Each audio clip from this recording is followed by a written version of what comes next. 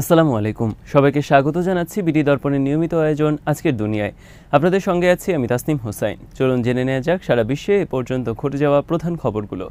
ইরানের পারমাণবিক স্থাপনাগুলোতে হামলার প্রস্তুতি নিচ্ছে ইসরায়েল। যুক্তরাষ্ট্রের গোয়েন্দা সংস্থাগুলোর নতুন তথ্যে বিষয়টি সামনে এসেছে। নাম প্রকাশে অনিচ্ছুক একাধিক মার্কিন কর্মকর্তার বরাত দিয়ে মার্কিন সংবাদ মাধ্যম সিএনএন এই খবর জানায়। তবে এই প্রতিবেদনের বিষয়ে কোনো মন্তব্য করেনি ইসরায়েল। ইরানের পারমাণবিক স্থাপনায় হামলার এই সিদ্ধান্ত ইসরায়েল চূড়ান্ত করেছে কিনা তা এখনও স্পষ্ট নয়। মার্কিন প্রশাসনের ভেতরেও বিষয়টি নিয়ে ভিন্নমত রয়েছে যে শেষ পর্যন্ত ইসরায়েল হামলা চালাবে কিনা তা নিয়ে মতবিরোধ রয়েছে বলেও জানায় সিএনএন। রয়টার্স বলছে, সিএনএনের এই প্রতিবেদন সম্পর্কে তারা এখনও নিশ্চিত হতে পারেনি। মার্কিন জাতীয় নিরাপত্তা পরিষদ তাৎক্ষণিক কোনো মন্তব্য করেনি। এছাড়া ইসরায়েলি দূতাবাস এবং প্রধানমন্ত্রীর দপ্তর থেকেও কোনো প্রতিক্রিয়া মেলেনি। সিএনএনের প্রতিবেদনে এক গোয়েন্দা সূত্র বলছে, সাম্প্রতিক কয়েক মাসে ইরানের পারমাণবিক স্থাপনায় ইসরায়েলি হামলার সম্ভাবনা উল্লেখযোগ্যভাবে বেড়েছে। সূত্রটি আরও জানায়, যদি যুক্তরাষ্ট্র ও ইরানের মধ্যে এমন কোনো চুক্তি হয় যেখানে ইরান তার ইউরেনিয়াম মজুদ পুরোপুরি সরিয়ে না নেয়, তাহলে ইসরায়েলের হামলার সম্ভাবনা আরও বেড়ে যাবে। সিএনএনের রিপোর্ট অনুযায়ী গোয়েন্দা তথ্য সংগ্রহ করা হয়েছে ইসরায়েলের উচ্চ পর্যায়ের নেতাদের ব্যক্তিগত ও প্রকাশ্য বক্তব্য, ইসরায়েলের সামরিক যোগাযোগে গোয়েন্দা নজরদারি এবং সামরিক প্রস্তুতি পর্যবেক্ষণের মাধ্যমে। দুই মার্কিন সূত্রের বরাত দিয়ে সিএনএন জানায়, ইসরায়েলের যেসব সামরিক তৎপরতা লক্ষ্য করা গেছে তার মধ্যে রয়েছে বিমান হামলার জন্য গোলাবারুদ প্রস্তুত করা এবং সাম্প্রতিক একটি বিমান মহড়া সম্পন্ন করা, যা ইসরায়েল বড় ধরনের হামলার প্রস্তুতি নিচ্ছে বলে ইঙ্গিত দেয়। এমন এক সময় রিপোর্টটি সামনে এলো যখন যুক্তরাষ্ট্রের সাথে ইরানের পারমাণবিক ইস্যুতে সংলাপ চলছে। দুই পক্ষই চুক্তিতে পৌঁছানোর চেষ্টা করছে, তবে শেষ পর্যন্ত কতটা সমঝোতা হবে তা নিয়ে সংশয় রয়েছে। মঙ্গলবার ইরানের সর্বোচ্চ নেতা আয়াতুল্লাহ আলী খামেনি বলেছেন, আমেরিকার দাবি ইরান যেন ইউরেনিয়াম সমৃদ্ধকরণ বন্ধ করে। এই দাবি অতিরিক্ত এবং অযৌক্তিক। তিনি পারমাণবিক চুক্তি নিয়ে আলোচনার সফলতা নিয়েও সন্দেহ প্রকাশ করেন বলে জানায় ইরানের রাষ্ট্রীয় সংবাদ মাধ্যম। আবারও ইসরায়েল লক্ষ্য করে ব্যালিস্টিক মিসাইল হামলা হয়েছে। বৃহস্পতিবার ভোরে এই হামলা করা হয়, তবে হামলাটি কারা চালিয়েছে সেটি স্পষ্ট নয়। ইসরায়েল মিসাইলটি ভূপাতিত করার দাবি করেছে। বৃহস্পতিবার ভোরের ওই হামলার পর ইসরায়েলের মধ্যাঞ্চলে একযোগে সতর্কতামূলক সাইরেন বাজানো হয়। এতে প্রধান শহর তেল আবিব সহ আশেপাশের বিস্তীর্ণ অঞ্চলে আতঙ্ক ছড়িয়ে পড়ে এবং কয়েক লাখ মানুষ আশ্রয় কেন্দ্রে ছুটে যান। কেউ বাড়িতে তৈরি করা ভূগর্ভস্থ বাংকারে আশ্রয় নেন, কেউ বা রাস্তাঘাটে যানবাহন চলাচল থামিয়ে ফেলেন। পালাতে গিয়ে কয়েকজন আহত হওয়ার খবরও পাওয়া গেছে। জেরুজালেম পোস্টের খবরে বলা হয়েছে, মিসাইল হামলার সাথে সাথে কয়েকটি শহর ও গ্রামের নাগরিকদের মোবাইল ফোন অ্যাপে সতর্ক সংকেত পাঠানো হয়। হামলার কারণে তেল আবিবের বেন গুরিয়ন বিমানবন্দরের কার্যক্রম বন্ধ করে দেওয়া হয়। ইসরায়েলি প্রতিরক্ষা বাহিনী আইডিএফের এক বিবৃতিতে বলা হয়েছে, ক্ষেপণাস্ত্রটি নির্ধারিত পথে শনাক্ত করা হলে তাৎক্ষণিকভাবে আকাশ প্রতিরক্ষা ব্যবস্থা সক্রিয় করে সেটিকে সফলভাবে ধ্বংস করা হয়। ঘটনার পর ইসরায়েলি সামরিক বাহিনীও একটি পূর্ণাঙ্গ তদন্ত শুরু করেছে, তবে হামলার দায় এখনও কেউ স্বীকার করেনি। ইয়েমেনের হুথিরা গত বেশ কিছুদিন ধরে বেশ কিছু হামলা চালিয়েছে ইসরায়েলের ওপর, তবে এই রিপোর্ট লেখা পর্যন্ত হুথিরা বৃহস্পতিবারের হামলার বিষয়ে কোনো বিবৃতি দেয়নি। হামলাটি কারা চালিয়েছে সে বিষয়ে ইসরায়েলি সামরিক বাহিনীও কোনো তথ্য দিতে পারেনি। ইসরায়েলের প্রধানমন্ত্রী নেতানিয়াহু এবং প্রতিরক্ষা মন্ত্রী ইসরায়েল কাটস পরিস্থিতি নিবিড়ভাবে পর্যবেক্ষণ করছেন এবং আকাশ প্রতিরক্ষা জোরদারের নির্দেশ দিয়েছেন। সামরিক সূত্রগুলো বলছে যে দেশের নিরাপত্তা নিশ্চিত করতে সব ধরনের প্রস্তুতি নেওয়া হয়েছে। এছাড়া বুধবার রাতে গাজা উপত্যকা থেকে ইসরায়েলের কয়েকটি শহর লক্ষ্য করে মিসাইল হামলা চালিয়েছে প্রতিরোধ যোদ্ধারা। হামলার ফলে গাজার সীমান্তবর্তী ইসরায়েলি এলাকাগুলোতে সাইরেন বেজে ওঠে। গাজা সীমান্তের কাছে ইসরায়েলি সামরিক বাহিনীর একটি ট্যাঙ্ক সমাবেশ লক্ষ্য করে এই হামলা হয়েছে বলে কিছু গণমাধ্যম জানিয়েছে। প্রতিরোধ সংগঠন ইসলামিক জিহাদের সামরিক শাখা আল কুদস ব্রিগেডস হামলার দায় স্বীকার করে জানিয়েছে, আশদাদ ও আশকেলন শহর লক্ষ্য করে রকেট হামলা চালানো হয়েছে। এদিকে পশ্চিম তীরে বিদেশি কূটনীতিকদের লক্ষ্য করে গুলিবর্ষণ করেছে ইসরায়েলি বাহিনী। ইউরোপীয় ইউনিয়ন, আরব ও এশীয় দেশগুলোর কূটনীতিকরা ছিলেন ওই দলে। এই ঘটনায় কেউ আহত না হলেও আন্তর্জাতিক অঙ্গনে সৃষ্টি হয়েছে ব্যাপক প্রতিক্রিয়া। ফিলিস্তিনি কর্তৃপক্ষ ও একাধিক দেশ নিশ্চিত করেছে, এই ঘটনায় বুধবার ঘটেছে কূটনীতিকদের একটি দল জেনিনে ইসরায়েলি বাহিনী টানা 4 মাসের সামরিক অভিযানে একাধিক এলাকা ঘুরে দেখছিলেন। ইসরায়েলি সেনাবাহিনী দাবি করেছে, কূটনীতিকরা পূর্ব নির্ধারিত রুট থেকে সরে গিয়ে একটি নিষিদ্ধ এলাকায় প্রবেশ করেছিলেন, যে কারণে তাদের সতর্ক করতে গুলি চালানো হয়।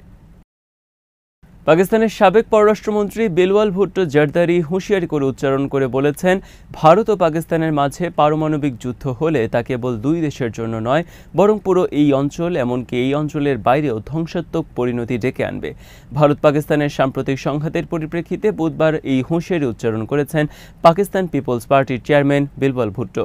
ভারতের সঙ্গে পাকিস্তানের সাম্প্রতিক সামরিক উত্তেজনা ও হামলা পাল্টা হামলা নিয়ে ভারতীয় প্রচারণার বিষয়ে বিশ্বকে জানানোর লক্ষ্যে পাকিস্তানের প্রধানমন্ত্রী শাহবাজ শরীফ বিভিন্ন দেশে উচ্চ পর্যায়ের একটি কূটনৈতিক প্রতিনিধি দল পাঠানোর সিদ্ধান্ত নিয়েছেন।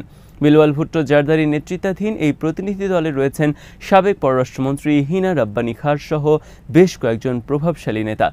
বিশ্ব নেতাদের কাছে ভারতের আগ্রাসন ও আঞ্চলিক শান্তি বিনষ্টের প্রচেষ্টার বিষয়ে পাকিস্তানের অবস্থান তুলে ধরার আগে বুধবার ইসলামাবাদে পররাষ্ট্র মন্ত্রণালয়ে প্রাথমিক আলোচনা শেষে সাংবাদিকদের সঙ্গে কথা বলেন বিলওয়াল ভুট্টো। এ সময় তিনি বলেন, ভারতের সাথে সাম্প্রতিক সামরিক উত্তেজনায় পাকিস্তানের শান্তিপূর্ণ অবস্থান তুলে ধরাই প্রতিনিধি দলের মূল উদ্দেশ্য।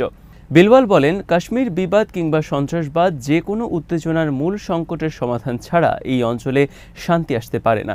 পাকিস্তান সবসময় শান্তি চায়, দুই দেশের জনগণই শান্তি চায়, কিন্তু কাশ্মীর, সন্ত্রাসবাদ এবং পানি এই তিনটি প্রধান সমস্যার সমাধান না হলে শান্তি সম্ভব নয়। এদিকে নিজেদের অবস্থান তুলে ধরতে একই ধরনের প্রচারণা চালানোর সিদ্ধান্ত নিয়েছে ভারত। বিশ্বের ৩৩টি দেশে গিয়ে সন্ত্রাসবাদের বিরুদ্ধে দিল্লির লড়াইয়ের কথা জানানোর সিদ্ধান্ত নিয়েছেন মোদী সরকার। আগামী রোববারের মধ্যে ভারতের 7টি প্রতিনিধি দল এসব দেশে গিয়ে দিল্লির অবস্থান তুলে ধরবে বলে জানিয়েছে দেশটির সরকার। 7টি প্রতিনিধি দলে বিভিন্ন রাজনৈতিক দলের এমপিরা রয়েছেন। 3টি কমিটির নেতৃত্বে আছেন দেশটির বিরোধী দলীয় নেতারা। প্রতিনিধি দলগুলো মধ্যপ্রাচ্য, Europe, America, Latin America, Africa সহ বিভিন্ন অঞ্চলে মোট 33টি দেশে নিজেদের অবস্থান তুলে ধরবে। ভারতীয় সার্বভৌমত্ব ও আঞ্চলিক অখণ্ডতা রক্ষায় পাকিস্তানকে সমর্থন করে বলে জানিয়েছে চীন। রাজধানী বেইজিংয়ে পাকিস্তানের পররাষ্ট্রমন্ত্রী ইসাক দারের সঙ্গে বৈঠকে এই কথা জানান চীনের পররাষ্ট্রমন্ত্রী ওয়াং ই। দ্য ডনের প্রতিবেদনে বলা হয়েছে, পাকিস্তান ও ভারতের মধ্যে সাম্প্রতিক সীমান্ত উত্তেজনার পর চীন জানায়, পাকিস্তানের জাতীয় সার্বভৌমত্ব ও ভৌগোলিক অখণ্ডতা রক্ষায় তারা দৃঢ়ভাবে দেশটির পাশে রয়েছে। মঙ্গলবার বেইজিংয়ে দুই দেশের পররাষ্ট্রমন্ত্রীদের বৈঠকে চীন এই বার্তা দেয়। চীনা পররাষ্ট্রমন্ত্রী ওয়াং ই বলেন, পাকিস্তান ও ভারতের সাম্প্রতিক উত্তেজনার মধ্যেও তারা সংলাপ ও শান্তিপূর্ণভাবে মতপার্থক্য মেটানোর উদ্যোগকে স্বাগত জানায়। বেজিং সফরে থাকা পাকিস্তানের উপপ্রধানমন্ত্রী ও পররাষ্ট্রমন্ত্রী ইসাক দারের সঙ্গে বৈঠক করেন ওয়াং ই। চীনের পররাষ্ট্র মন্ত্রণালয় এক বিবৃতিতে জানায়, পাকিস্তান হচ্ছে চীনের অত্যন্ত বিশ্বাসযোগ্য, দৃঢ় ও নির্ভরযোগ্য বন্ধু এবং দুই দেশের সব পরিস্থিতিতে কৌশলগত সহযোগিতা আরও গভীর করা হবে। চীন এমন এক সময় পাকিস্তানের প্রতি সমর্থনের কথা জানালো যখন সদ্যই ভারতের সাথে 3 দিনের যুদ্ধ শেষ করেছে পাকিস্তান। এই যুদ্ধে ভারতকে বড় ধরনের ক্ষয়ক্ষতির মুখোমুখি করেছে পাকিস্তানের সেনারা। পাকিস্তানের সার্বভৌমত্ব ও ভৌগোলিক অখণ্ডতার প্রতি অকুণ্ঠ সমর্থন জানানোর জন্য বৈঠকে ইসাক দার চীনকে ধন্যবাদ জানান। পাকিস্তানের পররাষ্ট্র মন্ত্রণালয় জানায়, দুই দেশের মধ্যে দক্ষিণ এশিয়ার সাম্প্রতিক পরিস্থিতি, চীন পাকিস্তান ইকোনমিক করিডর এবং সম্পর্কের ভবিষ্যৎ রূপরেখা সহ এই প্রকল্পের দ্বিতীয় ধাপ নিয়ে গভীর আলোচনা হয়েছে। বিবৃতিতে বলা হয়, আঞ্চলিক শান্তি, উন্নয়ন ও স্থিতিশীলতা বজায় রাখতে পারস্পরিক সহযোগিতা অব্যাহত রাখার প্রতিশ্রুতি দিয়েছে দুই দেশের নেতারা। এর আগে ইসাক দার চীনা কমিউনিস্ট পার্টির আন্তর্জাতিক বিভাগের সেক্রেটারি লিউ জিয়ানচাও এর সঙ্গে বৈঠক করেন। বৈঠকে পাকিস্তানের রাজনৈতিক দলগুলোর সঙ্গে দলটির সম্পর্ক আরও দৃঢ় করার বিষয়ে একমত হন দুই নেতা। ভারতের মধ্যাঞ্চলীয় ছত্তিশগড় রাজ্যে আইনশৃঙ্খলা বাহিনীর সঙ্গে দেশটির মাওবাদী বিদ্রোহীদের তুমুল সংঘর্ষ হয়েছে। এই সংঘর্ষে অন্তত 27 মাওবাদী বিদ্রোহী নিহত হয়েছেন। বুধবার ছত্তিশগড়ের নারায়ণপুর জেলার গভীর বনাঞ্চলে মাওবাদী বিদ্রোহীদের সঙ্গে আইনশৃঙ্খলা বাহিনীর সংঘর্ষের এই ঘটনা ঘটে। ছত্তিশগড় পুলিশ বলছে, ভারতীয় কমান্ডোরা গুলি চালিয়ে কমপক্ষে 25 জন বিদ্রোহীকে হত্যা করেছে। ছত্তিশগড় রাজ্য পুলিশের সিনিয়র কর্মকর্তা বিবেকানন্দ সিনহা ফরাসি বার্তা সংস্থা AFP-কে বলেছেন, বন্দুকযুদ্ধে 25 জনের বেশি মাওবাদী বিদ্রোহী নিহত হয়েছেন। মাওবাদী বিদ্রোহীদের শক্তিশালী ঘাঁটি হিসেবে পরিচিত রাজ্যের নারায়ণপুর জেলার প্রত্যন্ত ও গভীর এক জঙ্গলের ভেতরে আইনশৃঙ্খলা বাহিনীর সঙ্গে মাওবাদীদের সংঘর্ষ হয়েছে। সিনহা বলেন, মাওবাদী বিদ্রোহীদের শীর্ষ নেতাদের ওই জঙ্গলে উপস্থিতির বিষয়ে গোয়েন্দা তথ্যের ভিত্তিতে সেখানে অভিযান পরিচালনা করা হয়। আইনশৃঙ্খলা বাহিনীর উপস্থিতি টের পেয়ে বিদ্রোহীরা গুলি চালালে পাল্টা গুলি ছোড়ে নিরাপত্তা বাহিনী। তবে সংঘর্ষে আসলে কারা নিহত হয়েছেন সেটি পরিষ্কার নয়। তিনি বলেন, সংঘর্ষে নিহতদের পরিচয় এখনও শনাক্ত করা যায়নি। ভারতে কয়েক দশক ধরে চলা মাওবাদীদের বিদ্রোহে দেশটির 12,000-এর বেশি মানুষ নিহত হয়েছেন। মাওবাদী বিদ্রোহীরা ভারতের খনিজ সমৃদ্ধ মধ্যাঞ্চলীয় ও রাজ্যের প্রান্তিক আদিবাসীদের অধিকারের জন্য বছরের পর বছর সরকারি বাহিনীর বিরুদ্ধে লড়াই করছে। চীনা বিপ্লবী নেতা মাও সেতুংয়ের কর্মকাণ্ড অনুপ্রাণিত হয়ে 1967 সালে সশস্ত্র বিদ্রোহ শুরু করে ভারতের মাওবাদী বিদ্রোহীরা। আদিবাসী অধিকার বঞ্চিত জনগোষ্ঠীর পক্ষে লড়াইয়ের দাবি করা মাওবাদীরা নকশাল নামেও পরিচিত। 2000-এর দশকের মাঝামাঝি সময়ে ভারতে মাওবাদীদের বিদ্রোহ চরমে পৌঁছায়। ওই সময় দেশটির বিরাট এলাকার নিয়ন্ত্রণ 15 থেকে 20,000 মাওবাদী যোদ্ধার হাতে ছিল। আজ এখানেই শেষ করছি। সবাই ভালো থাকুন, সুস্থ থাকুন আর দেখতে থাকুন বিডি দর্পণ। চ্যানেলটি ভালো লাগলে সাবস্ক্রাইব করুন, সংযুক্ত থাকুন আমাদের ফেসবুক পেজে। আল্লাহ হাফেজ।